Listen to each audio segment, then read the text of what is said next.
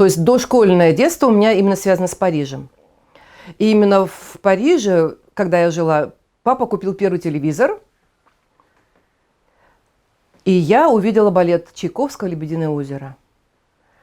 И я вот до сих пор помню так ярко эту картинку, когда вот в центре зала нашего, в центре комнаты, залом не назовешь, стоит круглый стол светлый деревянный, и я смотрю в рекорд телевизор, он такой небольшой, и смотрю на этот балет и танцую вокруг этого стола. То есть повторяю, пытаюсь повторить те па, которые нам балерины показывают.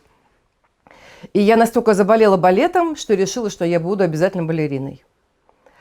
Сначала я думала, что я просто буду артисткой, а тут вот я решила, что нет, вот танцевать это вот только мое. Но это было сколько мне, лет 5-6.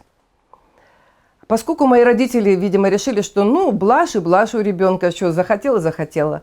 Но во мне это настолько было, видимо, крепкое желание, что я однажды с детского сада взяла и убежала через огромный овраг. Для меня он тогда был огромным, заросшим, с какой-то узкой тропинкой, там, где сейчас собор, вот наверху, да, возвышается. То есть я в детском саду сбежала, меня потеряли, сбежала, чтобы записаться во Дворце пионеров в танцевальную студию. Вот эту историю, как я бежала, я вот это помню. То есть мне, видимо, было все-таки жутковато, потому что это, ну, такое достаточно для меня, для маленькой девочки, такое место страшное, поскольку сказки-то я читала и смотрела сказки по телевизору, и мультфильмы. О, нет, мультфильмы-то это, конечно, я не смотрела, но сказки-то читала, и поэтому я представляла, что это что-то ужасное, когда много-много деревьев, и через это все надо пройти, но я, тем не менее, преодолела себя. Желание мое страстное, видимо, победило во мне. И я вот записалась и достаточно долго ходила, танцевала во Дворце пионеров. Очень люблю это время вспоминать, потому что я себя чувствовала, вот как Золушку показывают, вот она заходит во дворец, у меня точно такие же, это огромные ступени, эти пионеры, которые стояли с двух сторон.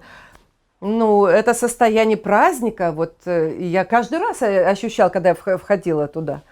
То есть вот настолько архитектор и строители вот как-то вот постарались, что дети каждый раз, когда заходили во Дворец пионеров, я думаю, они понимали, что они входят во дворец чего? Искусств каких-то.